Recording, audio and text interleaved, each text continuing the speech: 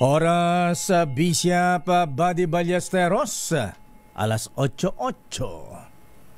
Programang nakikinig, programang inaalam ang masasabi mo, programang magbibigay ng tama at totoo para tama ang alam mo. Tara, usap tayo para malaman ang Damdaming Bayan. Live sa DZRH Radio, DZRH TV at DZRH Digital. DZRH Damdaming Bayan. Kasama sina Lakay Deo Macalma at Sister L Elaine Apit. DZRH Damdaming Bayan. People of the Ayuda Republic, good morning. Magandang umaga po sa inyo lahat. Happy New Year and back to reality po mga kuya. Ha? Abay, back to work, back to school ngayong Monday morning. Monday. So good to me. Magandang umaga, Mr. President. Kumusta ang bansa, Mr. President, ngayong araw ng Lunes? Back to work. Abay, kumusta ang trabaho natin? Abay, meron naman bang nanggugulo? Ha? Kaya bigla pong nag-issue ang ating Commander-in-Chief, ang Pangulong Marcos, ng Executive Order number 81. Ayan. Ni-reorganize po mabigan yung mga members ng National Security Council. May ano naman ba? May mga maliga-liga na naman ba? Ha? Kaya yung malaking rally, kailan ba yung malaking rally sa Quirino Grandstand? Ha? Mga binabantayan. Baka mamaya meron daw mga ano dyan, ha? Magsamantala. New Year na, ha? Abay, iwasan yung mga gulugulong ganyan, ha? Kaya lang sabi ng mga Davao, paano naman kami, ngayong araw ng Lunes, sasampahan na naman ano, ha? May impeachment complaint na naman kay Vice President Inday Sara Duterte Carpio, ha? Ay, good morning, Apo Second Gentleman Mansa Carpio, ha? Inalis na po ang Vice President Inday at dating Pangulong Digong. Actually, hindi lang naman siya, pati mga former president, kasama na ang dating Pangulong Gloria, ha? Hindi na po kasama habigan sa National Security Council. Well, yan po ay nangalaga sa ano? Sa ating national security ika nga, ha? Anyway, mga kaibigan, maganda umaga mga misis. Ay, naku mga misis, kumusta ang araw po natin? O, tika muna nga pala yung mga nasa biyahe. Grabe, ha? Kunting lamig na ulo, ha? Abay, makalma lamang ho, chill-chill lamang dahil ang mga highway natin ngayon, abay dito na lamang sa South Luzon Expressway, ha? Abay itong second floor na Islex, itong Skyway ay talaga naman mistulang parking lot. Abay 5 kps yata ang takbo ng mga sasakyan. Diyan sa EDSA and LEX ay lahat na po yata, ha? Dahil ngayon po ang exodus ngayon ng mga kababayan nating pabalik sa Metro Manila. Balik trabaho po tayo ngayon. Good morning, Secretary Ed Anyo. Good morning, Secretary General Dick De Leon. Kumusta po kayo dyan, ha? At siyempre, mabigan mga misis, naku, ang magina ng tahanan, Secretary Francisco Kiko Chu Laurel. At sino nga bang Secretary ng DTI? Abay, umaaray na po ang mga misis sa taas ng presyo ng mga gulay ngayon. Dati nagrereklamo sa taas ng presyo ng karne ng baboy, manok, ha? Abay, ngayon po mahabigan ni Miss Dalagang Bukid, ha? Abay, mas mahal po ang gulay ngayon. Kesa sa karne ng baboy, karne ng manok, ha? At maging sa isda, ha? Abay, mantagin po nyo, 20 pesos ang piraso ng kamatis, misis.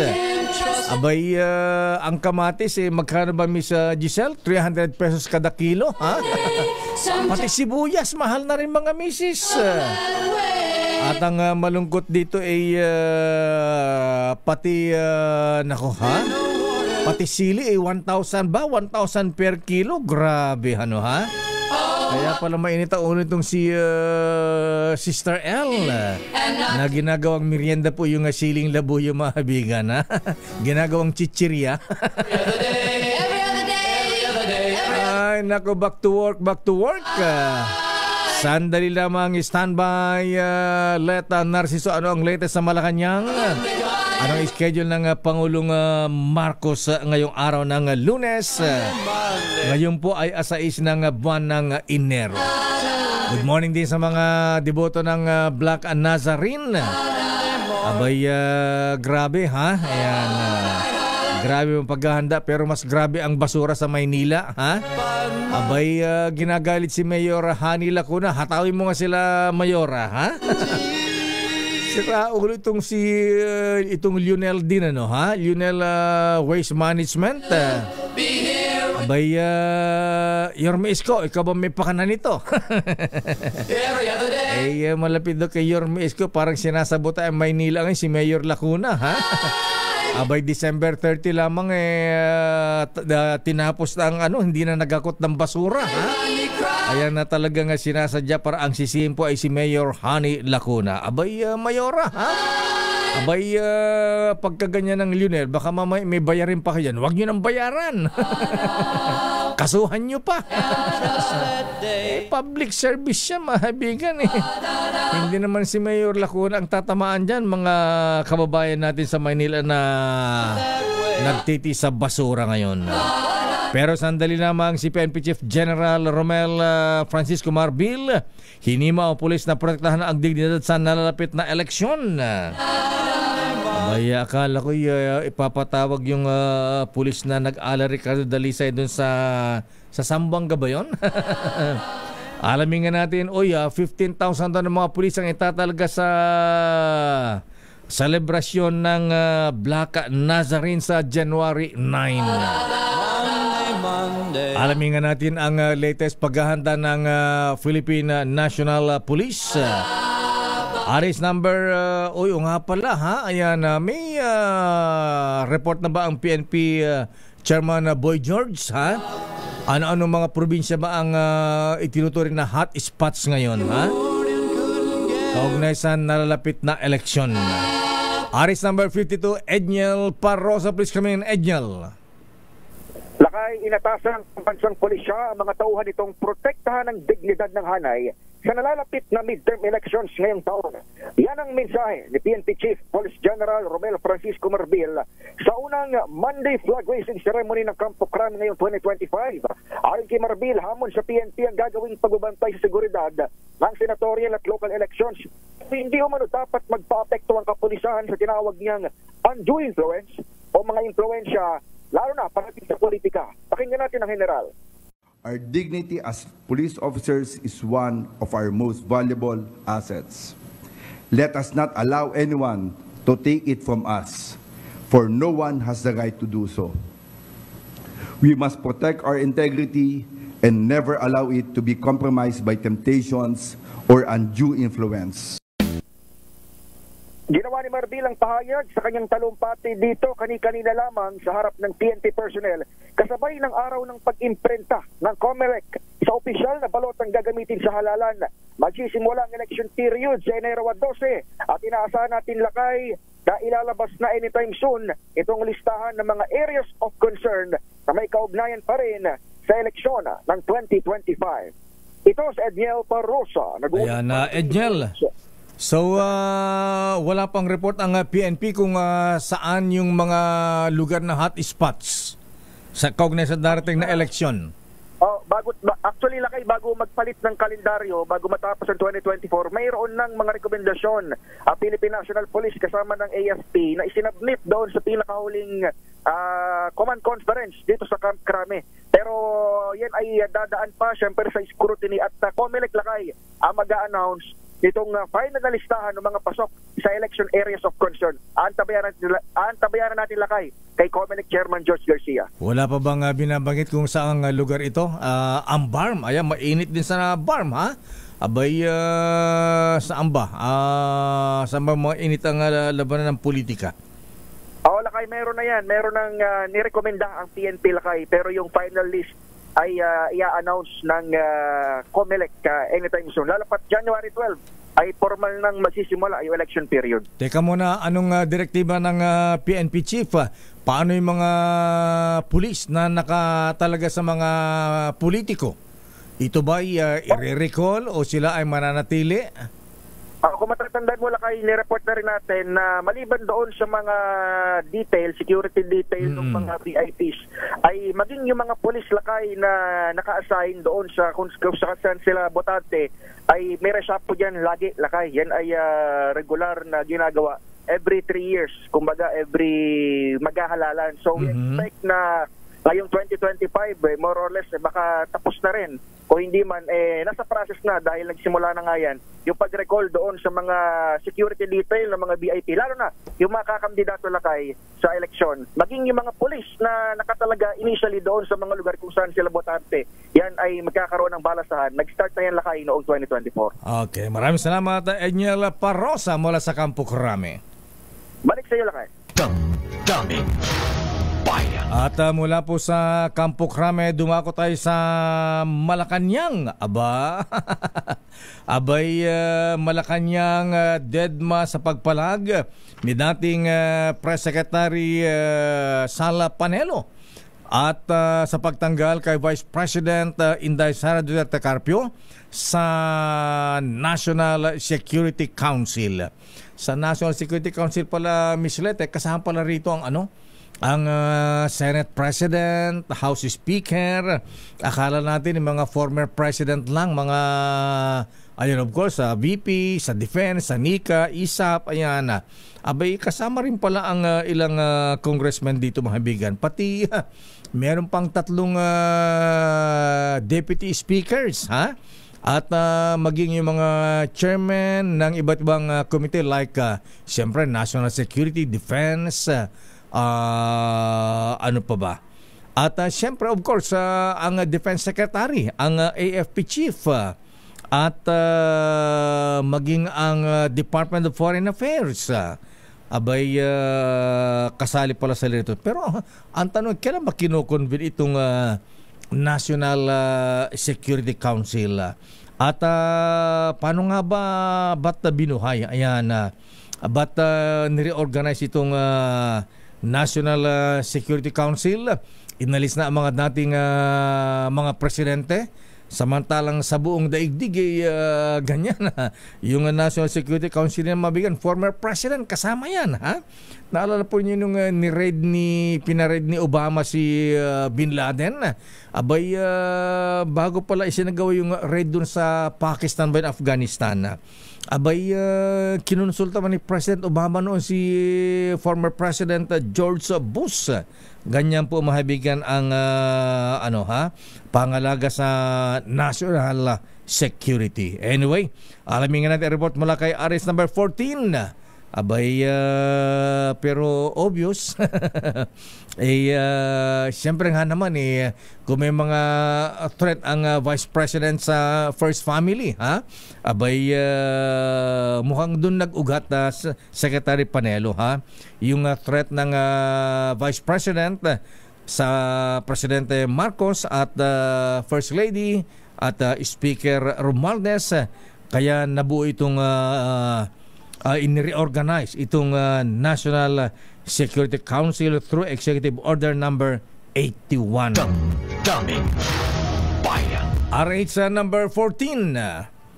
Let Narciso mula sa Malacanang, please come in. Let. Nakaidedma ang Malacanang sa pagbatikos ng isang opisyal ng dating Administrasyong Duterte sa pagtanggal kay Vice President Sara Duterte sa National Security Council. Unang tinawag ni dating Presidential Spokesperson Salvador Panelo na malinghakbang ni Pangulong Ferdinand Marcos Jr.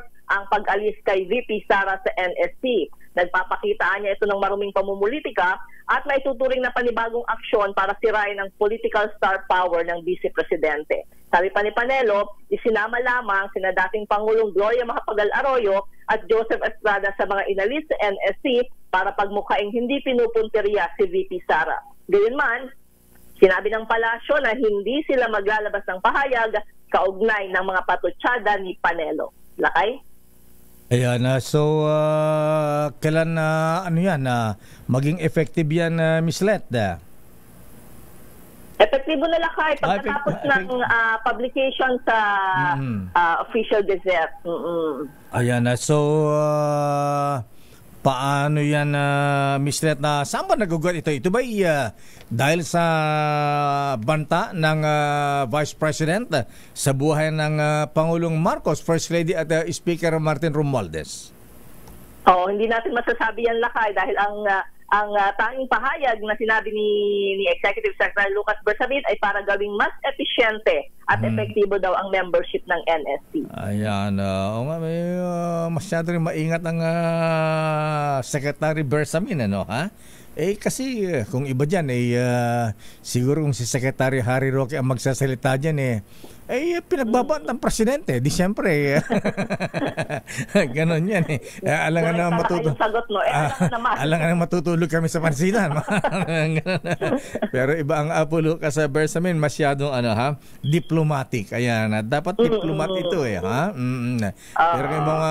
sabi niya, may kapangyarihan naman daw yung presidente na magdagdag ulit ng mga miyembro at advisors kung kinakailangan. Pero sa ngayon daw ay kinukonsiderang hindi relevant ang Vice Presidente sa mga responsibilidad ng NSC. Kung mga barakong spokesman dyan, binabantayan kayong papatayin. Isasama pa yan sa nagbabantay, isasama pa sa National Security Council. Di malalaman na lahat ng plano. Ganon yan Anyway, at least kaya lang ng presidente lakay. Pero ito senyales na talaga na wala na talaga, ha? Kumbaga sa magkumpare sulian na ng kandila, Miss Let. Ayan. Mukhang yung naging pahayag pa ni presidente diyan lakay, di ba? Never say never. So tingnan natin. Well, sana nga ayan, malay natin, ha? May mga pagbabago, pero sabi nga malalim na ang mukhang malabo pa. Kung sa ngayon. Ayan, si Manong Chavit sumurrender na dyan kumbaga malalim na ang sugat, Miss Let, kaya mukhang hindi na kinaya ng powers. Malabo na ang unity team ng Marcos at Duterte group sa ngayon. Anyway, maraming salamat, Miss Let. Teka muna. Balik sa'yo lakay. Anong schedule ng Pangulong Marcos ngayong unang araw ng trabaho ngayon? Back to work? Monday? Pero private meetings ang schedule ng Presidente lakay. Hindi binanggit ng Malacanang kung sino ang mga ka-meeting ng Presidente ngayong araw. Ayan, okay. Maraming salamat, Miss Let, mula sa Malacanang. Good morning, balik sa'yo lakay. Let Narciso mula sa Malacanang, Aris number 14. DZRH Rewind. Nandyan ang walang pakundangang pagmumura. Ninyong lahat, Martin Romualdez, Lisa Marcos, Bongbong Marcos. At ang pagbabanta ng planong ipapatay ang ilan sa atin. Kapag pinatay ako, patayin mo si BBM, si Lisa Araneta, at si Martin Romualdez. No joke. Yung ganyang kriminal na pagtatangka ay hindi dapat pinapalampas. Yan ay aking papalagan. Malalaking balita sa taong 2024. Aming babalikan sa DZRH Rewind. Tutok lang sa DZRH Radio, DZRH TV at DZRH Facebook at YouTube. Simula ngayong Disyembre at 30, DZRH Rewind. January na. Bayan. Babalikan po natin ilang pang mga reports. Good morning, Boy George, Chairman George Garcia ng COMELEC. Abay, ngayon na pa simula na imprenta ng mga balota ngayon, ha? At good morning kay Congressman Egay Erice, ha? Mukhang ito ang unang casualty dito sa mga aalisin na hindi na imprenta ang pangalan sa balota. Pero ang matindi rito, ha? Butit nagsalita na ang DSWD Secretary Rex Gatchalian at maging si Secretary Benny Laguesma. Ayan, yun daw pong ayuda mahabingin. Yung pinapanga, maraming kumukwestiyon ha. Baka daw yung mga bilyones na ayuda na nakapaloob sa 2025 budget ha, ay ibigay sa mga incumbent officials at ito ay magamit sa pamimigay ng pera, indirect vote buying. Hindi raw. Daming bayan. Oras, Chief Justice Alex Jesmundo. Kumusta po kayo, CJ?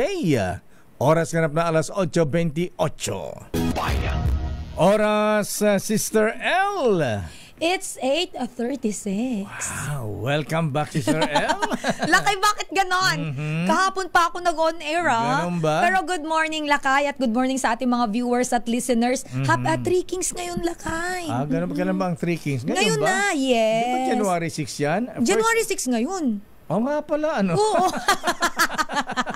Ayan, sinasabi ko sa iyo At ang lahat ay balik trabaho na. Kaya naman ingat-ingat po sa ating mga biyahe. Diyos marhay na aga. Ayan, congratulations ha. Bakit?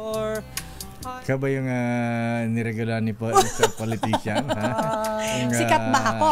Lady broadcaster? Hindi ha? naman. Lokoy, ako talaga. Ay, patingin kaya man mga alahas mo yan. Hindi ako yun. Ito naman. Alam mo naman ako. Ayan. Kaya ka pala nag-abroad ha? Alakay, nagpunta ako sa ano? Saan? Ano to? Doon ako galing. Sa ganun ba? Iloilo. Ginapiko, ginapala ang kwarta. Ay, in fairness, Lakay, alam mo, sobrang nakakatuwa yung biyahe ko. Bakit? Dahil early yung flight ko, ang aga umalis. Ba? Mas umaaga ng 25 minutes na tayo. Aba, talaga? Himala Yes, at alam mo kung anong airline yon? Anong airline Air yan? Asia. Aba, talaga? Yes. Aba, tinalo ang Philippine Airlines na binabansang ang plane always late. Lakay, sabi ko, wow. At Cebu Pac at saka ibang airlines. Balikan yun, Lakay. Yung papunta on time, pabalik mas early. Okay, sabi ko, wow, Air Asia na talaga ako lagi. Siguro binigyan ka ng 50% discount. Ano? Wala naman, Lakay. Wala. Natuwa lang talaga ako kasi hindi late yung flight ko.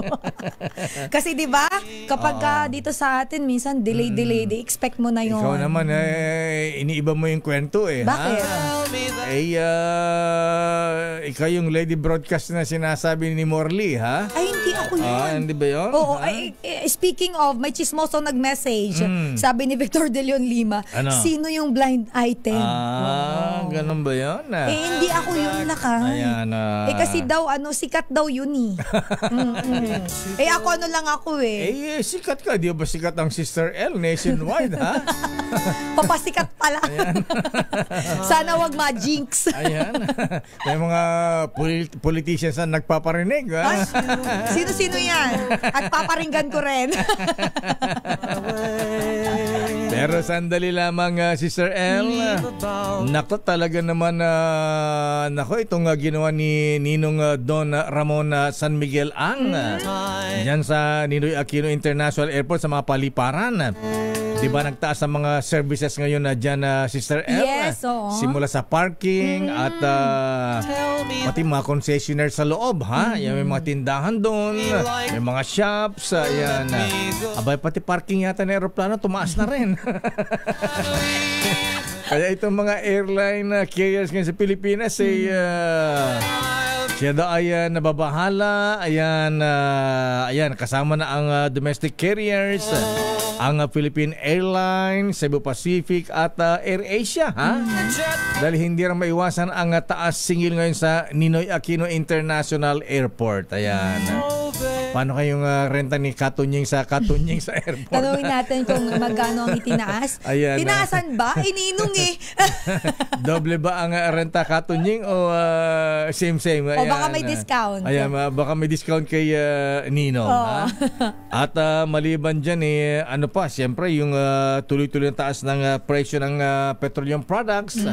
Kasama na ang aviation fuel, jet fuel. Ha? Ayan. For sure, Lakay, meron tong domino effect. Pero kailan ka ba dumating? Kasi ngayon dagsaan ang mga pasahero ngayon. Ako Lakay nung ako dumating ng January 4 ako yung flight ko ng gabi. Ayan.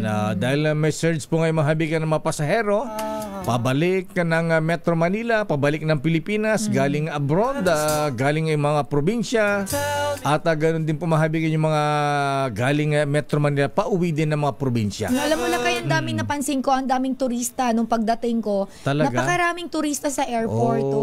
Di maganda. Yan, may mga nakabang yung mga hotel, di ba? May mga bit-bit na Hilton. Maganda sa ating ekonomiya sa tourism natin yan. Dinadagsa ang local tourism. Nasa ating linya ang isa sa mga may-ari ng AirAsia Philippines. Wow. Ayan. Stakeholder na. Ayan. Magkano kayang share nito sa AirAsia, ha? Nasa ating linya si Captain Steve Dailisan ng AirAsia. Ayan. Kumusta ba ang dagsa? Ayan. Wala na bang yan ba ang motto ng ngayong New Year ang AirAsia? My New Year's resolution. Walang late na walang delay na walang biyahe. Delayed na flight. Flight. Captain Steve Dailisan, good morning, Kapitan. Happy New Year! Happy New Year, Sir Steve! Good morning. At saka, Sister El, Happy New Year, Happy Three Kings na rin po sa inyong lahat. At saka, nakakatuwa naman, Sister El, at yung flight mo, on time at ahead of schedule pa. Yes, Sir Steve, kasi kung hindi re-reklamo ko sa'yo. Charot! Ahead ng 15 minutes? 25 yata yun, 25 Lakay. minutes? Kasi di ba ina-announce ng piloto? At nandun din naman sa ticket. Oo, minsan 30 minutes pa. Yes. Lumipat ako mga 30 minutes. Wow. Kasi pagka nandun na lahat ng pasahero, gora na. Ayan. Ba't nagagawa ng Steve? Ba't nagagawa ito ng AirAsia samantalang iba hindi nagagawa? Turuan nyo nga sila. Hindi, Lakay, kasi ang panuntunan namin sa AirAsia, alam mo, pag all up na lahat ng mga pasahero, ibig sabihin kung nakabook or naka-check-in na nasa 157, tapos medyo maaga-aga pa, pwede na kaming mag-depart ng early. Pero normal standard operating procedure namin, antay namin 20 minutes before departure time. Pero kapag lahat naman nandiyan dyan na kumpleto na, pwede na po kaming umalis ahead of time. Pwede pala yun. Kasi akala natin, namin sa AirAsia. Akala natin SOP sa mga airlines, Steve. Pagka alas 7 pa ang flight, take off mo, hindi ka pwedeng mag-take off. Pwede palang advance, hindi pala ganun na kung 7 o'clock ang schedule mo, doon ka pala mag-take off. Pwede palang advance. Basta mabigyan ka ng clearance, Lakay. Kasi madalas naman kami, nakakapakiusap naman kami na, halimbawa, kung andyan na lahat ng pasahero at wala naman ang hinihintay, para rin sa efficiency ng buong airport. So malaki rin, at least happy yung mga pasahero pag nadidinig nila na, 30 minutes ahead of schedule tayo. Minsan pa nga mas higit pa noon. Yes. Kasi na umalis si Sister. During peak season pa yan, Lakay. Peak season, nagagawa nyo yan? Aba, himala. Aba, dapat pala maturuan nyo ibang airlines dito. Magagaling engineers at saka flight crew at saka ground staff, magagaling yung mga masisipag. Hindi naman ko yun. Kasi ako nakikita ko, lumilipad ako nakikita ko lahat talaga synergized. Kaya siguro mabilis din kumilos. Yan, so on top of it is yung safety pa rin. So, paging Cielo Villaluna. Ano naman sila kayo Kapitan Lucitan at Kuya Lance Gokongwe ng Cebu Pac. Ayan, take it from AirAsia. Naku, baka i-pirate itong si Steve Dailisan. Ayan, So, anyway. Nabanggit mo kanina, di ba, yung surge ng pasahero. Yes, Yun, yes. Kami nalagpasan din namin yung expected namin na na 300,000 na mga pasahero from December 16 hanggang January 5. So nasa 400,000 kami. Ibig sabihin, mas marami yung mga kababayan natin na bumiyahe, marami rin mga turistang dumating, mga inaasahan pa tayo na magpapatuloy yan kasi nga sa amin sa AirAsia yung nakagear na kami towards yung AirAsia Fiesta. Kasi diba pagkatapos nitong Three Kings, meron na tayong Ati-Atihan, meron na tayong Sinulog, sunod-sunod na kami Dinagyang. Kami yung airline partner. Oo, yun, Dinagyang. So, airline partner kami nitong papapating na Ati-Atihan sa Kalibo. Kaya po meron po kaming AirAsia Fiesta promo from as low as 88 pesos. Nagsimula yung Sister L, kahapon, January 5. Tapos meron, yung booking yan is until June 30. Mahigit 800,000 seats yan, Lakay, na pwedeng mag-book na itong ating mga kababayan na makikipiesta sa kanilang mga probinsya. Nako, ito nga pala, nabanggit mo rin lang, napag-usapan natin yung discount. Ang mga senior citizens ba entitled ng 20% discount sa airfare, Steve? Meron Lakay. Meron ba? Meron pala. Yung senior citizen. Oo, pag nag-book ka gamit yung AirAsia Move, pwede mong i-tick yung box na senior citizen. So, may karampatang discount. Ayaw nga pala, pati yung kids, di ba, Sir Steve? Yung mga lolo't lola. Yung students. Ayun, students. So, yun, ini-implement natin nasa AirAsia Move app. Pwede nilang i-check yung box na yun. Para naman kahit pa paano may dagdag na discount pa rin sila sa biyahe. Domestic at international flight yan, Steve, ha? Lakay, basta senior citizen, may item doon. Ayun. Dun sa mga aamin na senior citizen, may discount. Magandang paalala kasi si Justice Sam Martires ng Ombudsman gusto mag-avail niyan. Pa-retire na siya. Ayan. Masarap bumiyahe pag pa-retire na, di ba, Lakay? Siyempre, sabi nga ni Justice Sam, saan pala siya magre-retire? June pa pala. June pa. Akala ko naman. Matagal-tagal pa. Ilang mga 6 months pa. Kaya sabi ko, sana pag-retire ko, sana maging DOM na ako. Sabi niya, ha? Ano yung ano yung meaning na DOM mo? Delicious old man. Delicious old delicious naman pala. Ay, hindi pala dirty. Ikaw talaga lang. Pero Sir Steve. Bakit nyo pala kanina lang? Go ahead. Yung binabanggit mo lang kay kanina, yung patungkol sa mga pagtaas. Ay, oo. Ano ba ang tataas ba ang airfare ngayon ng ang AirAsia? Dahil nga effect ng pagtaas ng mga services sa NAIA, Steve?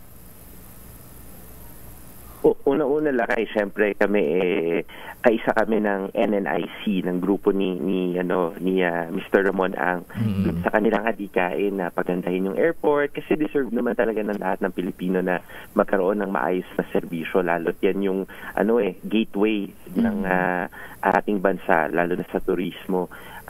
Kaya masigasig din kami sa pakikipag-usap sa gobyerno kasi syempre sila naman yung nagtakda niyan nung mga pagtaas sa airport fees and charges at makaka-apekto rin ito dun sa pamasahe. Alam mo naman kami sa AirAsia, kami ang brand promise namin to fly everyone, diba? Para lahat makalipad. Gusto natin na manatili na makapag-offer tayo ng piso sale, manatili na tayo ay makapagbigay nito kagaya ng promo namin ngayon na 88 pesos. Pero kakailanganin din namin ng suporta ng gobyerno para ma-evaluate nila kasi nitong nakarang taon, December, nagpatawag na sila, kumbaga miniting lahat yung mga airline, pa isa-isa kami, inalam nila kung magkano yung magiging epekto ng pagtataas sa singil sa NAIA, at aming nabanggit kung gaano kalaki yung epekto nito sa amin. So hopefully, mapakinggan kami ng Department of Transportation. I'm sure si Secretary Bautista and his team inaaral na yan sa ngayon at iniintay namin kung ano yung magiging resulta niya para naman kahit paano makusyon yung effect nitong mga adjustments sa fares, sa mismong airport fees and charges. Ayun. Anyway, Teka muna, Steve, curious lang ako. Ayan, baka nangyayari ba sa sa AirAsia itong ganito sa mga domestic flights? Kasi minsan galing kami sa probinsya, abay andun lahat yung mga pasahero, di pa lumilipad. Sabi ko, bakit di pa lumilipad to? Dapat nag-take off na, dito na lang mga pasahero. Sabi nga nun kasi hinintay pa natin si Congressman, parating pa lang. May late. mga VIP ba talaga binibigyan ng courtesy ang ganyan, Steve? Naku, ayaw na sagot. Sa amin po, basta within the departure period, mag-iintay po kami. Pero kung lagpas na po, halimbawa, 20 minutes before departure time, sasara po namin talaga yung pinto ng aeroplano at kakailanganin po namin mag-depart. Kung pasahero man po namin si Congressman, yun, may mga pagkakataon po talaga na kakailanganin. On time din talaga siya para hindi po siya maiwanan ng aeroplano kasi marami rin po yung pasahero natin. Nasa 180 po yung pasahero. So ayaw rin po natin na ma-inconvenience sila dala po ng mga. So in short, walang VIP. Basta ikaw ay late o di maiwan ka. Abangan mo na lang yung notice, baka ipatawag ka sa Congress. Papaalalahanan na lang po namin sila. May message na lang natin na Mr. Congressman, mag-take off na po tayo, mag-depart na. Pero naman pong timely update si AirAsia, pinapadala po sa mga pasahero po para hindi po sila malit. Meron, tsaka may email pala kay mga email ng AirAsia. Ayan. Anyway, isa pa, Steve. Alam mo na, Sir Steve, suki ako ng AirAsia at PAL. Nakasabi mo Cebu Pacific. Bakit nakatingin ka sa akin? Wala naman ako iba sinabi. Isa na lang, Steve, isa na lang. Ayan, marami nagtatanong dito. Yun ng mga piso fare nyo, mga 88 pesos fare sa promo. Steve, mga ilan daw ba yan? Baka isang pasahero lang, isang flight. Ayan, kasi hirap na hirap doon sila makaabil yung mga, sabag hindi lang kayo, lahat ng mga airlines sa mga ganyang promo. Lahat naman na kayo. Usually, ilan ba ang slot para dyan sa mga piso fare na ganyan? Alam mo, Lakay, yung halimbawa para dito sa AirAsia Fiesta promo, yung 88 pesos na to, nasa 800,000 seats yan yung available for booking. Yun nga lang, kasi syempre marami rin mga kababayan natin na napapaaga talaga yung pagbubook. Kumbaga, unahan din talaga. Tapos, sa isang flight, depende kung ilang seats yung allocation niyan. Pero sa amin, ang garantiya, kasi syempre sinasubmit namin sa Civil Aeronautics Board yung kung ilang seats yung up for sale, nasa 800,000 seats yung para dito sa particular promo na ito. Sa isang flight? And kalat-kalat siya sa iba't ibang flight at sa iba't ibang destination. Dinidivide. Kung lumilipad kami ng international at domestic, so nakakalat yung 800,000 seats na yun. Na 88 pesos o di kaya piso fare. Ayaw sagutin ni Steve, siguro isa lang isang flight. Grabe naman yung lakay. Alam mo, may mga pagkakataon, na, alam mo, 20 sa isang flight. Nagbabago kasi siya every hour, every minute ng pagbubook. So, in total, ang tinitingnan namin at least, nasa 800,000 seats. May mga pagkakataon na may last time ng buong AirAsia Group, nasa 2 million seats no anniversary. So, depende talaga siya lahat. Ayan. Ikaw ba, piloto rin, Steve, nitong New Year tsaka Christmas, nasa biyahe ka? Lumilipad ka? Lumipad ako, Lakay. Oo, lumipad ako. Tagbilaran, Davao, ang daming, tama yung sinabi ni Sister El ang daming mga foreigner namin, mga pasahero. Nitong Friday, galing ako ng Katiklan at nabaligan. Ang daming mga foreigner. So, mukhang masigla yung turismo natin, which is good for our country. Yan ang good news. Ayan. Siguro, next time, sa AirAsia ba, ina-announce ba kung sino ang piloto? Kasi pagka daw masakyan ka ni Sister El, pupunta raw sa cockpit. Makikilala ko ang boses niya. Tsaka sinasabi naman Sabi ko, asan yung piloto dyan? Ilabas nyo. Dadalan ko siya ng kape. Okay, Steve, maraming salamat. Happy New Year. Happy New Year, Sir Steve. Mga kaibigan, and happy Three Kings, Sister El, Lakay. Ayan, Napasalan po kayo soon. God bless. Okay, thank you, Kapitan. Teka muna, yung Extra. Steve. Extra po. Para sa kauna-unahan sa Pilipinas, ako po si Steve Daisan, flying with you soon sa AirAsia. Bata, maikli lang yata yung Steve. Dati mahaba yan Longest breath. Parang Rene Santa Cruz yan, no? Daisan. Ayun! Thank you, Sir Steve. Thank you very much, Kapitan. Maraming salamat po. God bless and happy Three Kings. Happy New Year po. Ayan. Captain Steve Dailisan, spokesperson at piloto ng AirAsia. Ayan. Hindi na bilib kay Steve, napaka-humble ng taong ito, ha? Ayan, naging piloto na, naging spokesperson na ng AirAsia. Ayan, hindi pa rin nagbabago. Yan ang tinatawag natin. Sana lahat ganyan, Lakay, humble. Yes. Yan yung sinasabi natin na bola Jun Samaniego, ha? Humility. Ayan. Huwag lalaki ulo. Bago natin puntahan lang pang mga reports, sandali lang mga andyan na ba si Labor Secretary Benny Laguesma, ha? Yung issue ng tupad at saka mga akap, mga ayuda, ha? Hindi rin nila papayagan, dapat lang naman, ha? Na magamit na mapolitiko sa pamimigay ng ngayong panahon na eleksyon. Kasi Lakay, may mga political complaint tungkol dyan sa mga pamimigay na yan kasi yung iila nagagamit. Siyempre yung mga wala sa posisyon, ayan. Siyempre wala silang akap, wala silang ayuda, wala silang tupad. Sabi, buti naman nakaklaro na ng Dole DSWD yan. Sandali lamang sa ibang mga reports. Standby, Raymond at Paas, ano ang latest sa Senado? Standby, manang milk regulan mula sa Kongreso. Naku, ha? Back to work ang mga hindi pa sa 13 pa pala papasok ang mga senado at mga congressmen. Ang haba ng bakasyon nila, Lakay, bakasyon pa pala sila, pero ngayong Lunes ay ifa-file daw yung impeachment, fourth impeachment complaint. Mayroon ulit. Laban kay ayaw ding tantanan si VP Sara, ano, ha? Pero teka muna, batiin mo natin ng happy birthday si Kuyang General. General Estimoso, happy birthday, Berusi Pulsar. At batiin ko rin itong Ilocanong bilyonaryo Sister M. Sino yan, Lakay?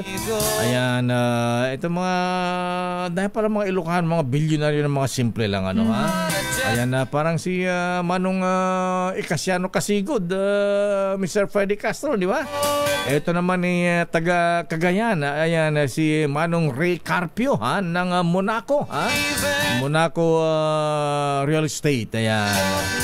At happy birthday din kay birthday mo pala ating Core Esquibias ng RCBC at dating girlfriend ni Kuyang Sixto Esquibias ng BIR. At siyempre binabati ng kanyang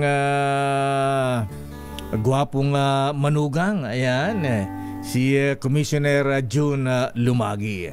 Happy birthday ating Miles Abundo mula kay Kuya Emer, kay Kuya Alex Hernandez, Romy San Pascual. Uy, si Congressman Baham Mitra, ha? Abay, happy birthday kong Baham Mitra ng Palawan. Aba, tumatago pala itong Congressman sa 3rd District ng Palawan. Happy birthday din kay Kuya Michael Ferdinand Flores, Kuya Ramon Lugo, at si Kuya Crisostomo Ibarra. Ayan. Crisostomo lang siguro pangalan, nilagyan mo naman ng Ibarra. Ibarra lang. Ibarra, tingnan mo. Ha? Ibarra Mateo. Ayan, Ibarra Crisostomo, pare ko, happy birthday, ha? At si Mr. Victor Chan ng CW Home Depot, ha? Baka magpapatayo ka na ng bahay, Sister L. Ayan. Bibigyan ka ng malaking discount ni Mr. Victor Chan. Aba naman, sige ng nga. Home Depot, ha? Patayo na ako agad next week. May plano na ako, eh. Ganun ba? Sabi ko na nga ba, humanda ka, bossing Victor Chan, ha? Ayan. Bigyan mo ng malaking discount sa mga construction material sa Home Depot, ha? Si Manang Selva ng Pinili, Ilocos Norte. Happy birthday, Manang Selva Fernandez. Binabati ng mga officers and members ng Pinili Metro Manila Residents Association.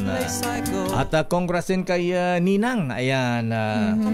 Kay Ninang Teresita C. Coson ng SM. Bakit? Aba, hinirang bilang Filipino of the Year ng Daily Tribune.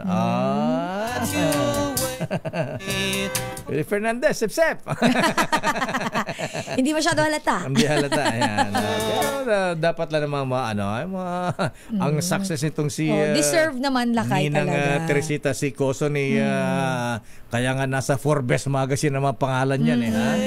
Ayan. At yan ay pagsisikap. At ito nga pala hindi pagbati ito, Sister, panawagan. Ano yan, lakay? Kung sino man po ang mga manager diyan, mga opisyal ng mga staff ng Whirlpool, abay aking kumari galit na galit Bakit? Alam mo pagka Whirlpool yung colonial mentality natin, made in America yan, USA, yes. Yung brand, yung brand, lalo pagka ang salesman matibay po ito. Ayan. Ano nga, di ba may mga term, stateside? Stateside. Ayan, yung mga term ng mga medyo oldies stateside yan. Blue Seal yan.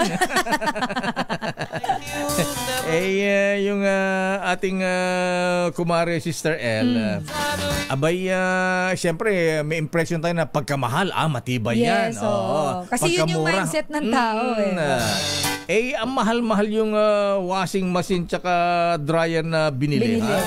Abay, 100,000 Pagkatapos wala pang isang taon sira-sira na. Ayan. Wala bang yun tinatawag na may warranty naman. Kaya lang ilang beses nang sineservisan, ganun pa rin. Kaya pagkatapos ang bagal pang pumunta yung serviceman. Nako. Kaya poor service sabi niya. Nako. Kaya tinatawagan natin ang Whirlpool. Nako, talaga naman Ayan, sabi tuloy ng kumare natin sabi mo nga, huwag na silang bibili ng Whirlpool.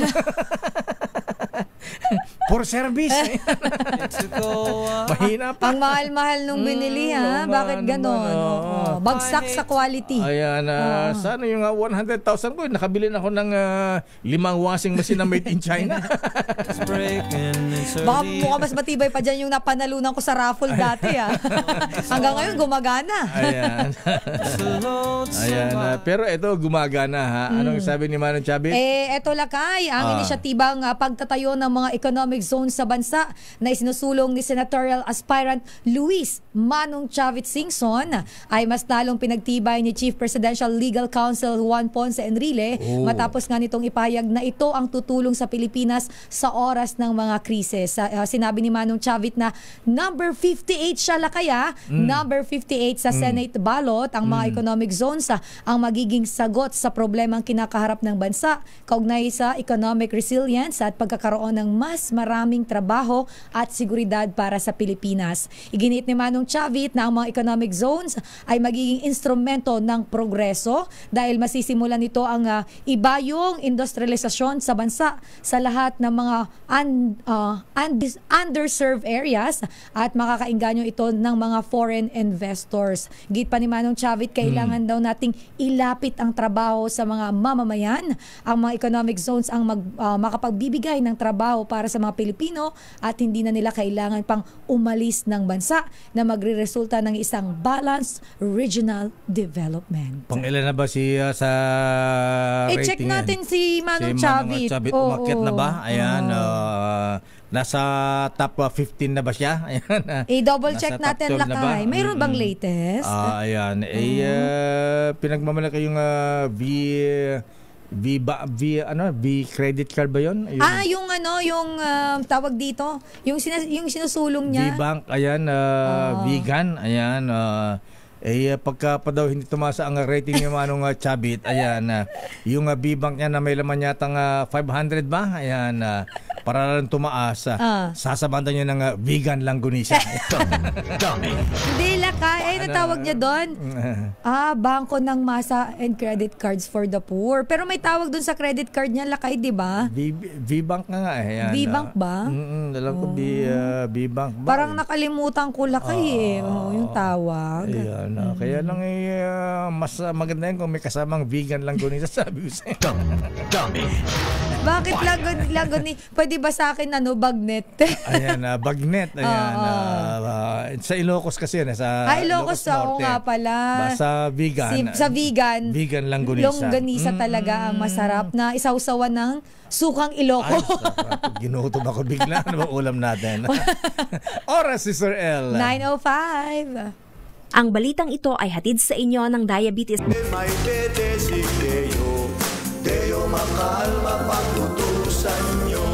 Oras, Sister L. 10 minutes after 9. Ayan, saan pupunta? Masyadong nakikipag-chismisan ako. Chismis pa rin sa 2025. Aligaga ka talaga. Bawal na ang mga marites ngayon. Ay, hindi lang kay chika lang. Namiss ko kasi sa New Center. Kaya nakikipagdaldalan ako. Ayan. Nagpaliwanag. Hinihintay nilang pasalubong mo ng galing Iloilo. Actually, lakay nakalimutan ko. Bukas na. Bukas na. Akala namin may padala kang yung meron akong biskotso. Yung molo, ayan. Ay, hindi po pwede yun. Papapanis na yun. Ano yung noodles nila masarap? Yung batchoy, lapas batchoy. Ginutom ako bigla. Hindi kasi ako mahilig sa ganun lakay. Masebo masyado. Alam mo naman, di ba? Dapat iningatan natin yung... Alam mo, may pagka-vegetarian po itong si Sister L. Ang gusto yung adobong utong. Kabatiti. Ayan, saluyot, pariya. Mayor Siana. Election time na, ha? Yes. Pero papayagan nga ba ang mga politiko, lalo yung mga nakaupo, na magamit yung mga ayuda, akap, patupad? Ayan, may pinapahawak ba sa kanila yung pondo ng ganito, ha? Bakit yung ibang politiko ay ayan na sila ang namimigyan ng 5,000, yung iba kinukupitan pa. Pero alam mo, ito lang kaya personal, hindi naman totally personal experience, pero ito ay doon sa amin. Sa Bicol. Oo, may ilang mga politician doon na halimbawa, patupad ito ni Congressman. Sabi ko, hindi yan kay Congressman. Pondo ng gobyerno yan. Hindi naman yan pera ni Congressman sabihin nung kabama, hindi, si Congressman ang nagbigay. Si Congressman kasi namigay. Kaya akala ng mga tao, pondo niya yun, hindi niya yung pera. Pera yun ng gobyerno para patulong sa ating mga kababayan. Anong pera ng gobyerno? Pera natin yun, natin. Pera ng taong bayan na binibigay ng gobyerno, lakay. Hindi yun galing sa bulsa ni Congressman. Anyway, nasa ating linya si isang ninong natin. Ay, oo naman. Ninong natin. Ninong ko to. Kukunin ko na sa ere. Hindi siya makakatanggi. Ninong sa binyag. Kala ko sa kumpil. Sa kumpil. Labor Secretary Benny Laguesma, sir. Secretary Benny, good morning. Happy New Year. Magandang umaga, Lakay Deo. Magandang umaga, Sister Ella. At siyempre, magandang umaga po sa inyong mga taga-subaybay at taga-tangkilik. Happy New Year din po sa inyo at sa inyong pamilya. Ayan, Happy New Year po, Secretary Sir. Ayan, diretsa na po tayo bago namin tanungin aking mga program para sa ating mga manggagawa at mga employers. Yung muna, yung mainit na issue ngayon sa ayuda, yan, sa labor, tupad. Secretary Benny Laguesma, sir, ito po bang pondo ng tupad kayo po ba mismo ang nagbibigay o ito ay pinapadaan po sa mga LGUs, mga politiko, Secretary, sir? Lakay Deo, kami po ang nagpe-pay out mismo kasi yung pong pondo ng bayan na yan may pinagkatiwala sa DOLE. Accountable po kami po ang responsable. So, dapat po yan direkta. In fact, bilang ikangay pagbabahagi lamang sa ilan pong mga payout na aking nadaluhan, binibilang ko po mismo yung pera na nakapaloob sa sobre para tiyakin po na walang bawas. Pwede pong may dagdag kung gusto pong dagdagan, pero hindi pwedeng bawasan. Kasi yung pong tupad ay cash for work, pinagtatrabahuhan po ng ating mga kababayan. Cash for work. Oh yes, kala kay Mayor at saka kay Sister L. Subalit kung hawak na po nila yung pera, anong gusto nilang gawin? Kastusin o may bigyan? Hindi na po namin sila pwedeng mapanghimpasukan dahil pinagtrabahuhan po nila yung natanggap nila na pera kaugnay po ng TUPAD, Cash for Work na programa ng DOLE. Secretary Sir, usually anong trabaho po ang ginagawa? Cash for Work, kasi naalala ko nung bata ako sa probinsya, nagiging kaminero yung mga kababayan namin. Ba't nagkakaminero yan? Ayan, parang ganyan po, ayuda rin nung araw, Secretary Sir. So usually, anong trabaho po ang ginagawa nitong ating mga kababayan? Nasa tupad. Oo, mga nasa tupad. Lakay Mayor Deo, kasama po yan yung public works, yung cleanliness, paglilinis po ng kapaligiran. Pero ito pong mga nakaraang 2 taon, meron na pong mga ginagawa may kinalaman sa maayos na pagpapadaloy ng tubig sa mga irigasyon.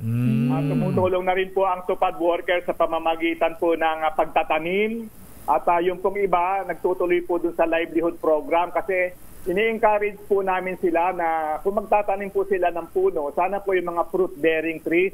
Nang sa ganon, pagdating po ng anihan, meron silang mapakinabangan at kasama rin na kay Mayor at Sister L yung aming pakiusap. Kung magbibenta po kayo, magtitinda po kayo ng inyong mga produce, huwag po ninyong mahalan. Parang share ninyo ang pakinabang nyo sa programa sa mga kababayan natin na ikangay magtatangkilik ng produkto nyo. Kasama din na kay Mayor Deo at Sister El yung pagtulong namin sa DSWD sa packing at repacking ng mga relief goods. No? Kasi yung nakaraang taon na lakay Mayor at Sister El, natandaan ninyo, sunod-sunod na bagyo, medyo naagad yung kanilang inventaryo. Nag-uusap po kami ni SecRec na tutulong kami sa pamamagitan ng ating mga TUPAD workers at nang sa ganon, madagdagan yung pong mga magsisitulong. Alam natin may mga volunteers, pero mahalaga din po na ma-augment natin yung kanilang mga volunteers na mga tao na nangangailangan ng hanap buhay at makatutulong pa in terms of beefing up yung kanilang manpower para matugunan yung mga pangangailangan sa relief goods. So bahagi po yan. Nakakatulong din po ang TUPAD sa paglilinis ng mga kanal para ho yung sa ating pong pagdaloy ng maayos ng mga tubig, paglilinis po ng mga paaralan, paghahanda kong pasukan.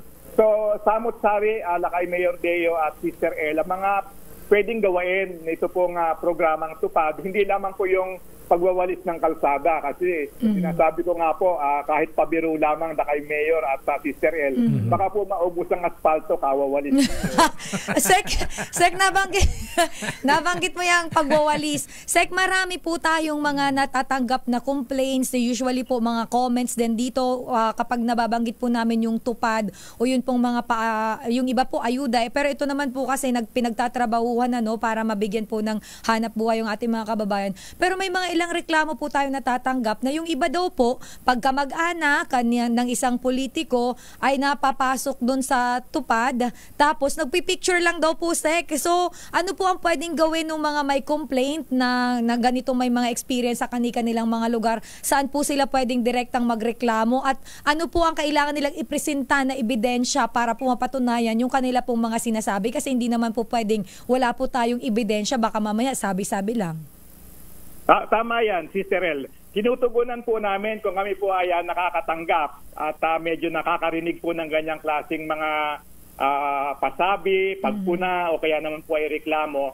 Tinutugunan po namin kasi meron naman po kaming mekanismo na tignan, subaybayan at alam nyo, yung mga usapin na yan, amin po yung tinatalakay sa tinatawag natin na orientation ng mga posibleng beneficiaryo.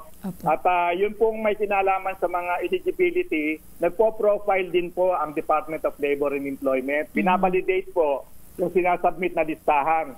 Alam po din natin na paminsan-minsan talaga may mga nakalulusot. At in fact, meron nga napansin dyan na sa pagpuna, yung pong mga masasabi natin na hindi talaga karapat-dapat o eligible, pinag-refund po ng mga natanggap nila na amount at yan po tuloy-tuloy na gagawin ng Department of Labor and Employment kasi nakalulungkot kasi na kay Mayor at Sister El na magandang programa, sana wag naman sirain o masalaula dahil naman lang sa ilan, no? At kailangan siguro tulungan din kami, hindi lamang siguro beneficiaryo, yung mga nagmamasid na mga kababayan natin, magpaabot sila, Sister El, ng kanilang informasyon na sa atin pong pinakamalapit na tanggapan ng Department of Labor and Employment at makatutulong sana yung nabanggit mo kung meron silang ebidensya. Pwede pong may litrato, pwede rin po naman sigurong sa pahayag lamang at yun po ang aming gagamitin na lead, no? Yun ang aming gagamitin na pagsisimulan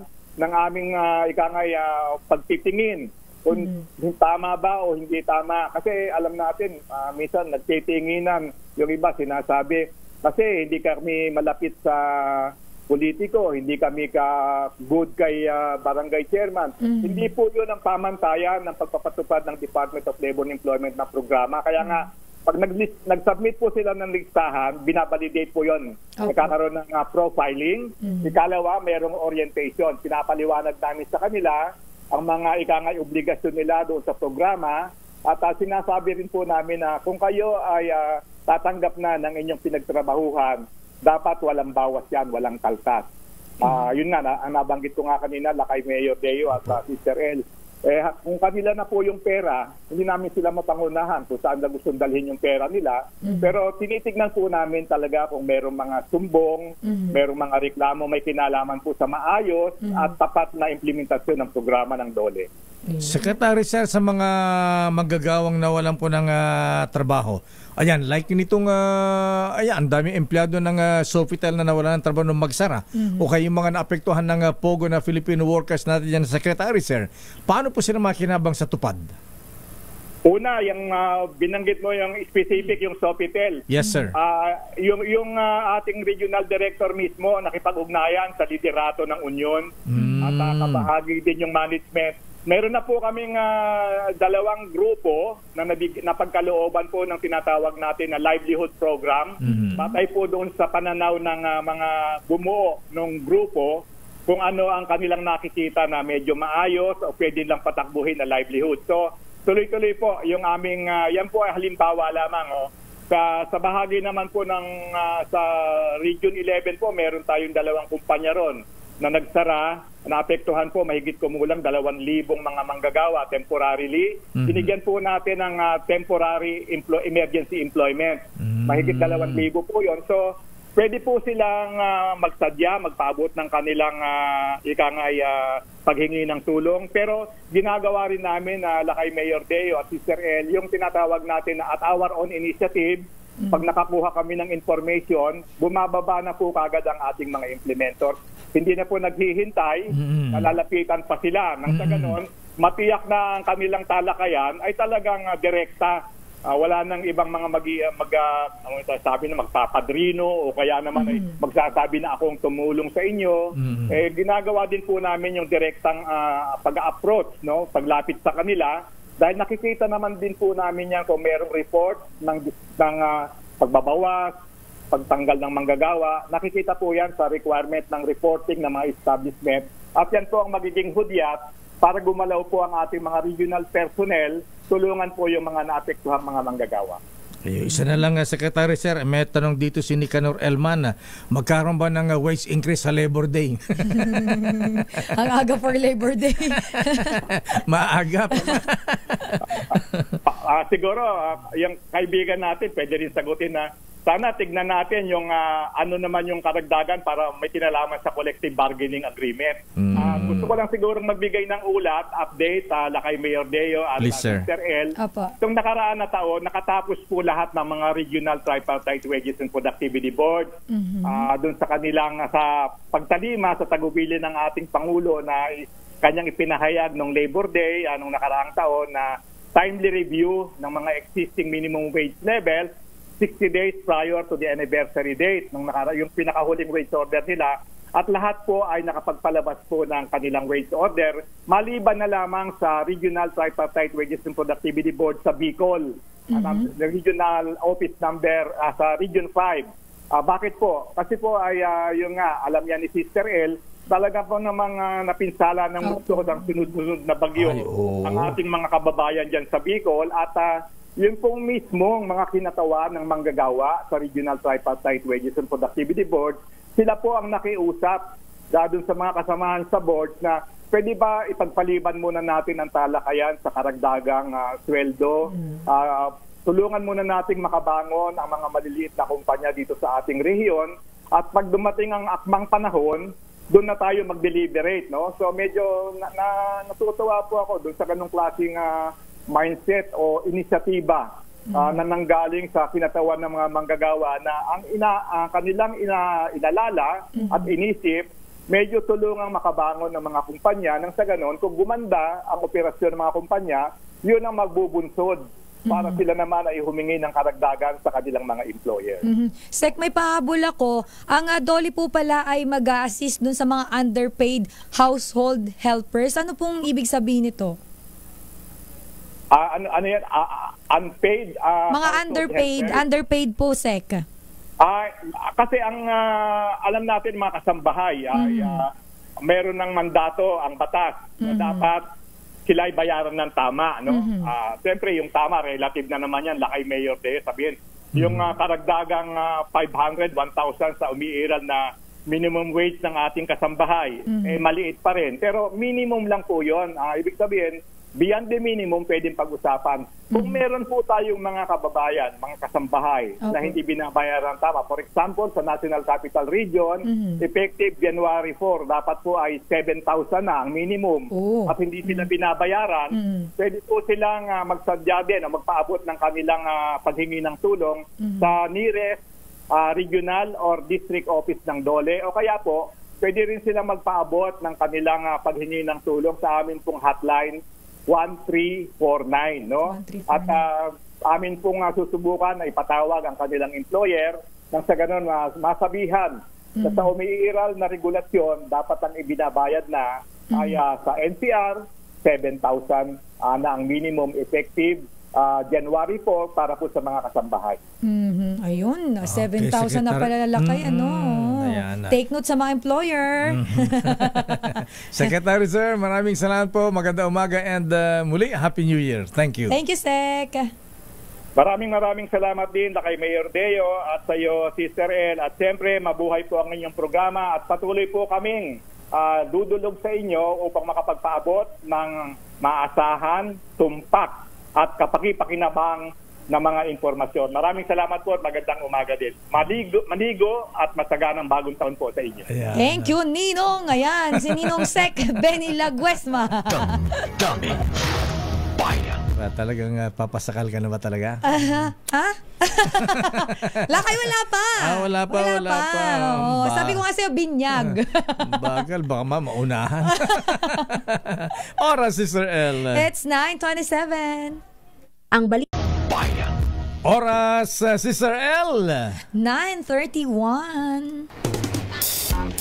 Manila, I keep coming back to Manila. Mainit ba ang politika sa Maynila? Ha? Ano bang sabi ni Yorme Boy Gonzales?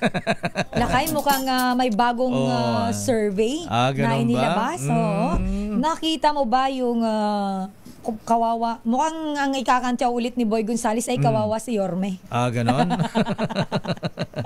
Pero sandali naman bago yung survey na yan ng Octagon. Ayan. Octa Research Lakay. Akala ko Octagon. Pero dapat siguro, ayan, sino ba yung standby? Si Boy Gonzales?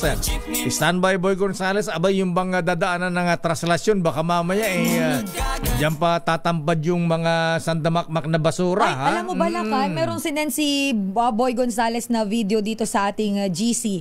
At yung isa sa mga residente Lakay, ang sinasabi niya, pumapasok na daw yung uod sa pasintabi po sa mga nag-aalmusala. Ang sabi dito pumapasok na daw sa kanilang bahay yung uod kapag umuulan dahil dun sa tambak ng basura diyan sa may Parola Compound. Parola Compound, Lakay. Compound sa Tondo. Ito ay Tondo to Lakay, pag Parola, diba? Sama na Tondo yan. So yun ang complaint. Dahil tsaka may si Boy ba nag-report kanina? Nagre-reklamo yung mga kainan dun sa malapit dun sa pinagtambakan ng mga basura. Dahil siyempre, hindi na pupunta yung mga customer dun dahil mabaho. At for sure may langaw yan Lakay dahil basura yan. Ayan.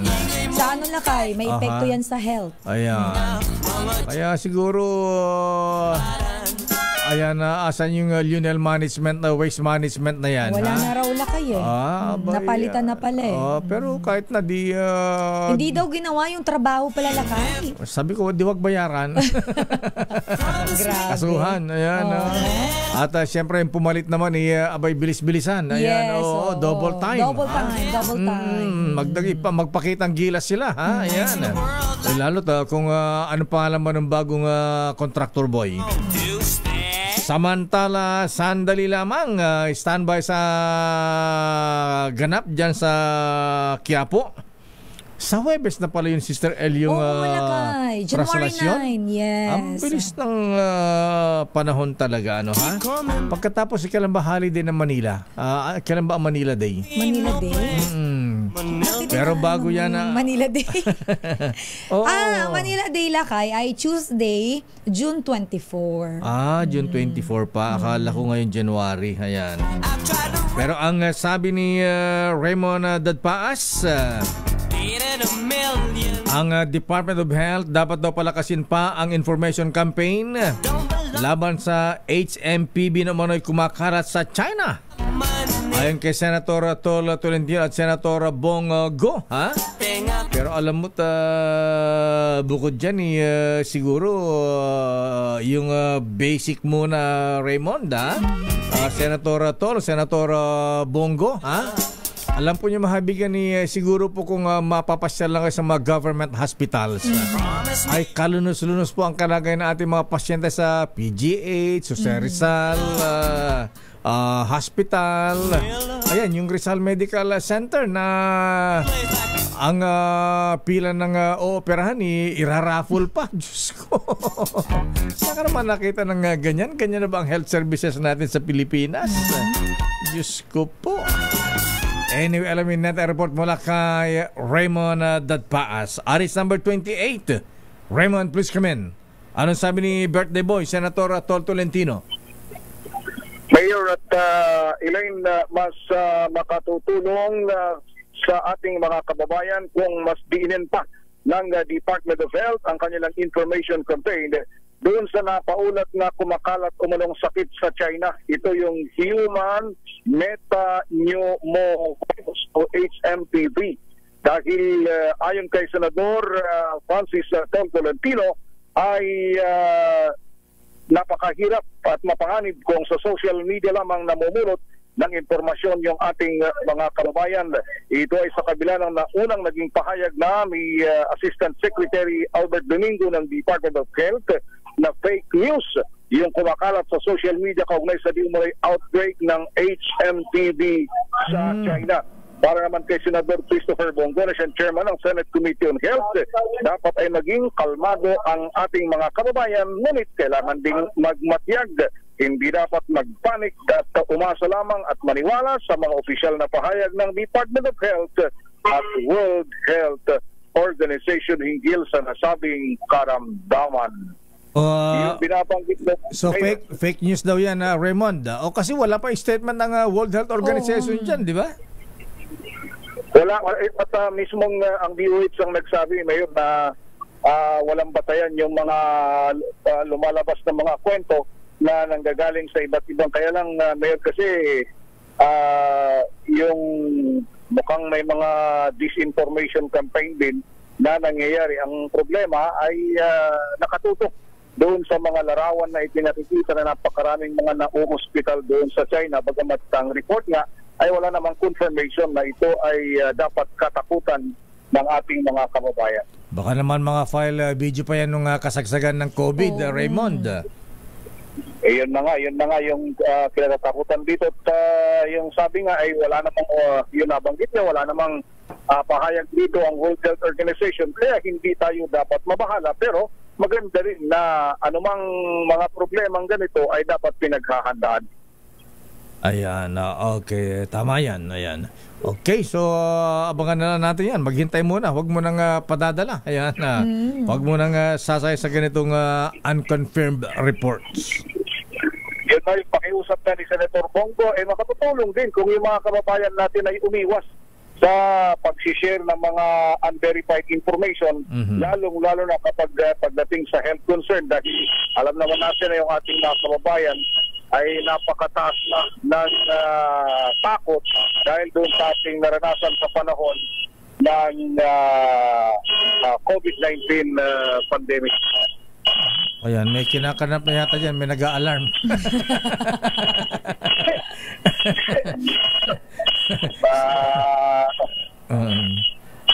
Okay. Sige, Raymond, masakit sa tenga. Saan ba yan? Parang may umaatras na ewan. Mukhang may nangangarnap. May nasagi. Okay, maraming salamat, Raymond. Ngayon, balik trabaho. Teka muna. Kasama pala yung Senate President tsaka yung pro tempore sa National Security Council, Raymond. Ngayon pinirma na ng Pangulong Marcos yung Executive Order number 81 dun sa reorganization ng National Security Council. Nagpatawag na ba ang Commander-in-Chief ng meeting para dito sa mga members ng NSC? Mukhang wala pa, Mayor, dahil ang uunahin doon na nakita nating schedule bukas ay full cabinet meeting muna, Mayor, para sa pagsisimula ng taon. Ayan, okay. Kailan nga pala yung malaking rally na inorganize ng INC, Raymond? Wala pang ibinigay na schedule. Ganun ba? Wala pang ibinigay na petsa. Nagtatanong-tanong din tayo doon sa ating mga kaibigan dyan sa Iglesia ni Cristo. Pero ang sabi, wala naman pa daw abiso sa kanila dahil normally daw ina-announce yan sa kanilang samba itong ating mga sa kanilang pamunuan kung meron man talaga itutuloy na yung kanilang pagkilos sa ngayon. Okay. Maraming salamat, Raymond. Balik trabaho ngayon ang Senado, pero next week pa ang sesyon ng ating mga senador. Ito si RH28 Raymond Advance para sa DZRH, una sa Pilipinas, una sa Pilipinas. Daming bayan. Maraming salamat, Raymond. Bago tayo dumako sa report ni Manang Milky sa Kongreso, ayan, ang sabi ng isang kaibigan nating doktor, para hindi kalunos-lunos ang kondisyon ng mga pasyente sa PGH Lakay, pinatanggal ng Pangulong Marcos ang 100 million na buwan-buwan na ibinibigay ni dating Pangulong Digong Duterte. Meron bang ganon? Ayan. May nag-comment nga dito, Lakay, sabi, matagal nang ganyan ang sitwasyon ng mga public hospital sa Pilipinas, Lakay. Totoo yan, oo. Siguro yan ang atupagin na ating Health Secretary, kaya panawagan nga natin kay Secretary Ted Herbosa, ayan, bawas-bawasan muna ang biyahe sa abroad. Pero alam mo, Lakay, totoo yan, yung worst healthcare system dito sa Pilipinas. Naranasan ko yan nung nawala ang tatay ko ng pandemic. Kasi yung tatay ko, Lakay, nung namatay, alam mo ba saan siya nakalagay? Siya ay inilagay yung parang waiting shed. Waiting shed? Nakabalot na siya, at the same time may mga dagang tumatakbo. Diyos ko. Kaya sabi ko, grabe ang worst ng health system, ng healthcare system natin dito sa naghanap ako talaga noon, Lakay. That was sa Bicol o dito? BRTTH yung hospital. Yung hospital na yan, Lakay, alam ko under renovation yata yan ngayon. Pero yun, Lakay, napaka-worst na experience ko sa hospital na yan. Ayan. Senator Bongo, ayan, chairman ng Health Committee, Senate Health Committee, at siguro tinatawagan na natin yung lahat ng mga opisyal ng DOH.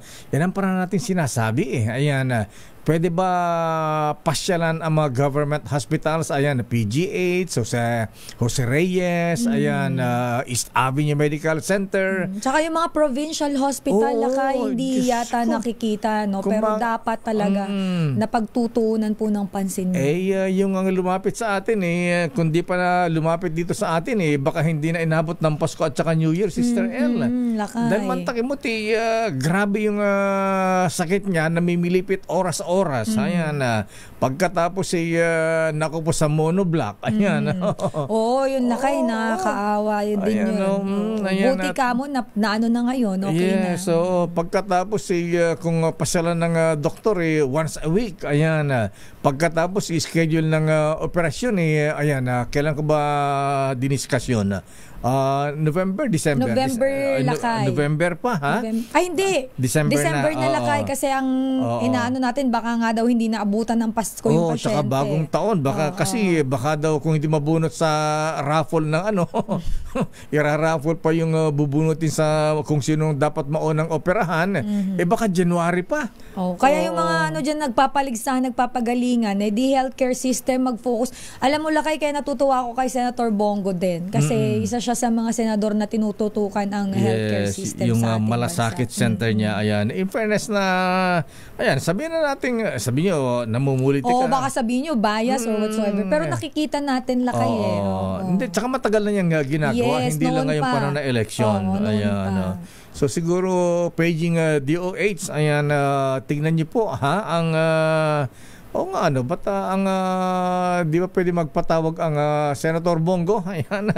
Pwede bang magpatawag kayo ng hearing sa Senate, para maimbestigahan, matingnan itong kalunusan sa kalagayan ng ating mga government hospitals. Nakakaiyak, nakakalungkot talaga, Sister L.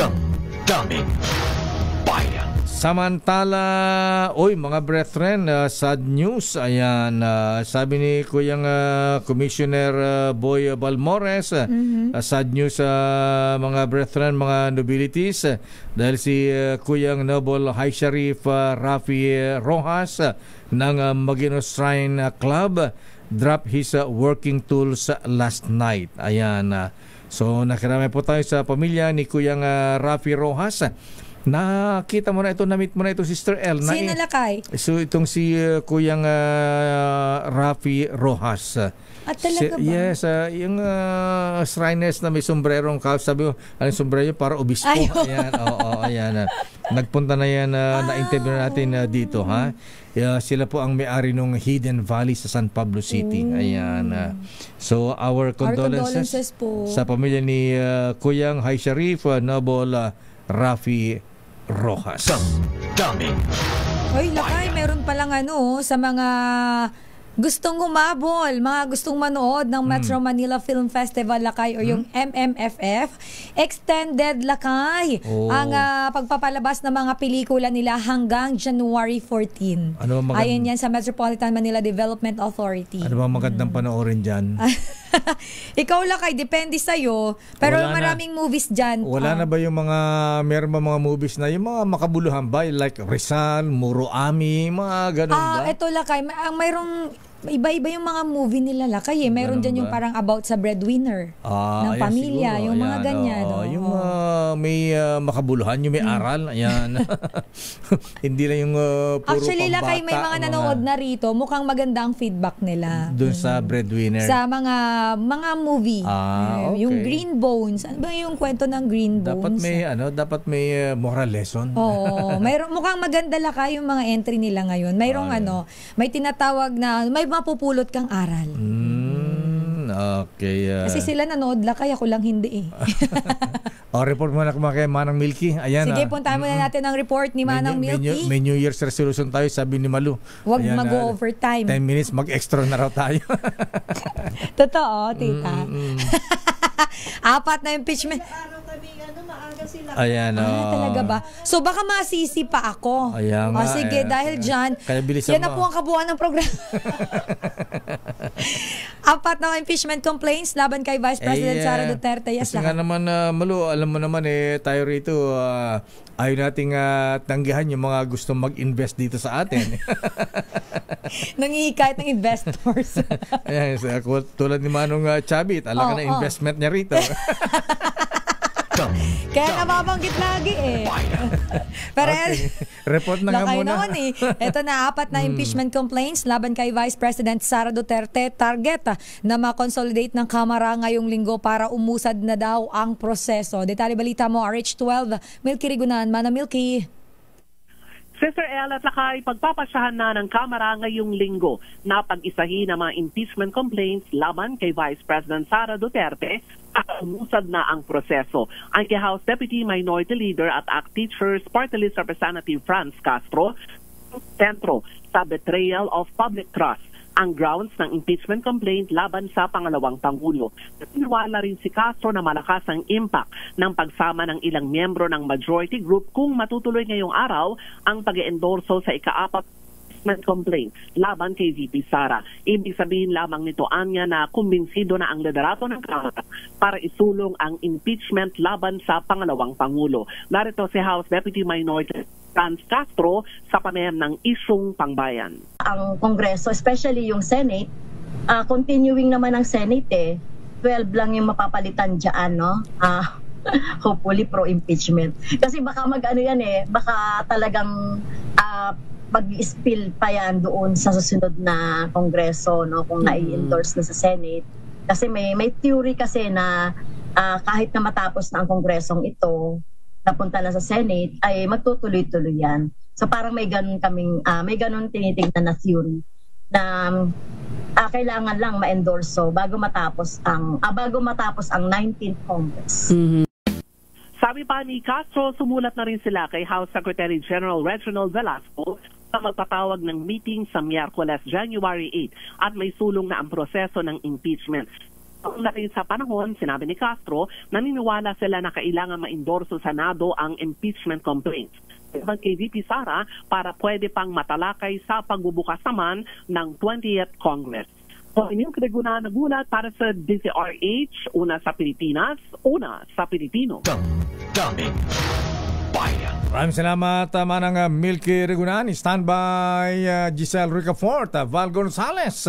O yung nga pala, ang LTO, ayan, naghigpit ulit sa paggamit ng seatbelt dahil sa mga nangyayaring aksidente at may mga namamatay na hindi nakasuot ng seatbelt, Sister L. Ako. Dapat lang naman talaga. Oo, ano pang silbi niyan at nilagay dyan, ano yan, display? SOP yan. Standby Boy Gonzales. Kumusta naman basura dyan sa Maynila? Ayan, dapat mag-double time yung pumalit sa Lionel. Ayan. At kung yung Lionel naman, magbayaran kung hindi tinapos yung kanilang serbisyo. Hindi pala ginawa ang kanilang trabaho. Oras, Sister L. It's 9:50. Sister L. 9:53. At hatawin natin ang mga report mula kay Miss Dalagang Bukid. Magkano na ang presyo ng kamatis, sibuyas ngayon, bawang, utong, kabatiti? Ayan. Alamin muna natin, Lakay, bago ang mga presyuhan ng mga agricultural products. Mga pasahero naman dyan sa PITX nitong holiday season, higit sa 3 million na daw. Ilang balik Metro Manila, naipit naman, Lakay, sa traffic. Detalye balita mo, RHA 15, Giselle Ricafort. Giselle? Sister L, Lakay, pumalo na sa mahigit 3 milyon ang mga pasahero dito sa Parañaque Integrated Terminal Exchange nitong nagdaang holiday season. Ayon kay Colin Calbasa, ang Single Corporate Affairs Officer ng terminal, pinakamarami yung naitala noong December 23 na mahigit 232,000 na mga mananakay. Simula naman itong weekend, mahigit 341,000 ang mga dumaang pasahero sa terminal. Kaninang umaga lamang, mahigit 50,000 na yung foot traffic sa terminal at inaasahan pang lulubos na mahigit 170,000 ngayong balik trabaho at eskwela na ang lahat ng ating mga kababayan. Kabilang dyan yung estudyanteng si Christian na dumanas daw ng malalang trapiko pabalik dito sa Metro Manila mula lamang doon sa Cavite, at si Kuya Erineo na pahirapan daw makasakay o nakasakay mula sa Bicol. Pakinggan natin bahagi ng ilan nating panayam. Sobrang traffic po, sobrang hirap po ng biyahe dahil nagsaan po talaga yung mga pasahero. Ang dami po mga pasahero pabalik dito sa Manila, kaya standing po talaga sa bus. Lahat na bus puno. Nagpila ako ng mga 4 ng hapon, nakakaya ako mga 8 na. Puno na talaga, mahirap yung sakay pag ganun dapat.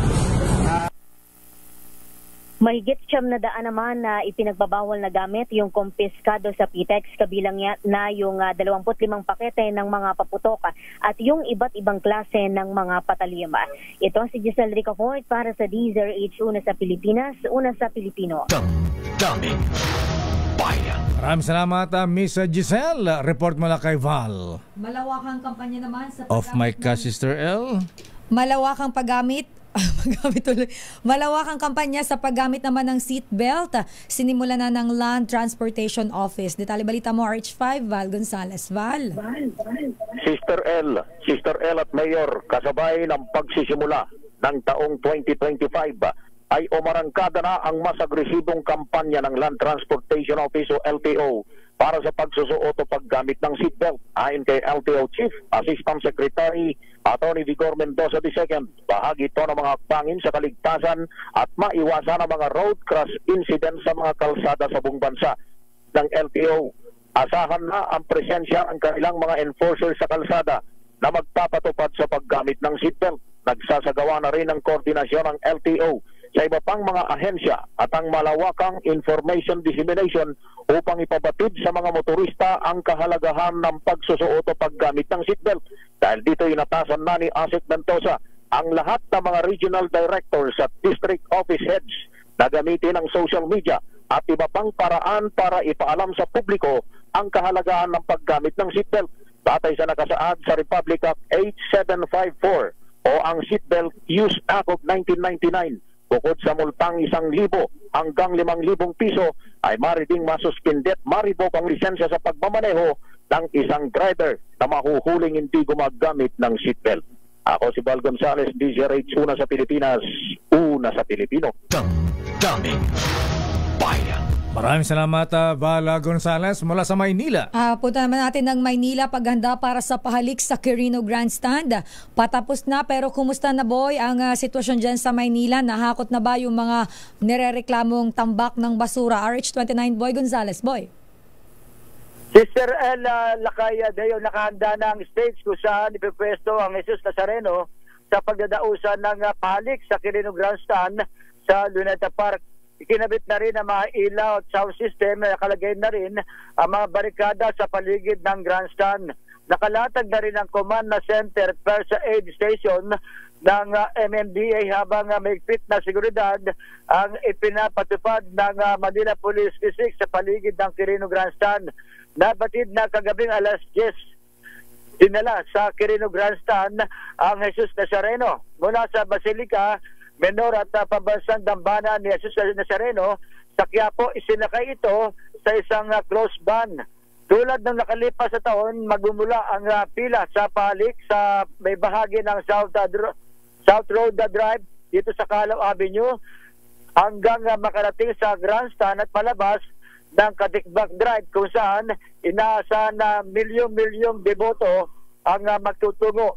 Kasabay ng traditional na pahalik, ang oras-oras na misas na isasagawa naman sa Basilica Menor at pabansang dambana ni Jesus Nazareno sa Quiapo, Maynila. Ito si Boy Gonzales para sa DZRH, una sa Pilipinas, una sa Pilipino. Maraming salamat, Boy G. Boy Gonzales mula sa Maynila. At si Senator Loren Legarda nanawagan sa PhilHealth na bagamat nagmamagandang loob ang PhilHealth, nasabi tataasan doon ng 50%, Sister L, ang pagtulong sa mga members ng PhilHealth. Hindi malinaw kung magkano, ayan, at kung ano yung mga karamdaman ng mga pasyente na members ng PhilHealth.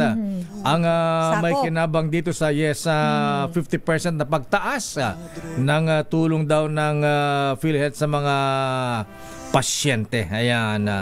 Dapat pagtuusan daw yung mga pagtuunan ng pansin yung mga emergency na sakit, yung mga sakit sa puso, ayan, kidney transplant, ayan, at stroke, ayan, yung mga emergency cases. So, yan po ang kailangan gawin ng PhilHealth. Ayan, huwag lip service. Ayan, kailangan pagbutiin ng kanilang serbisyo at higit sa lahat tugunan ang pangailangan ating mga kababayan. Para bang kanta lang na sana sabi nila take good care of your health. At mukhang kailangan na daw natin magpaalam. Bago magpaalam, Lakay, nabanggit ko sa'yo to kanina na yung Quiapo pala sinusulong ni Senator Lito Lapid Lakay na aprubahan na ang panukalan niyang ideklarang National Historical Cultural Heritage Zone ang Quiapo dyan sa Manila City, Lakay. Maganda yan. Ako po si Deo Macalma. Sister Ella Lane Apit, stay safe everyone. God bless po. Oras. Alas 10. Bye-bye. This time check is brought to you by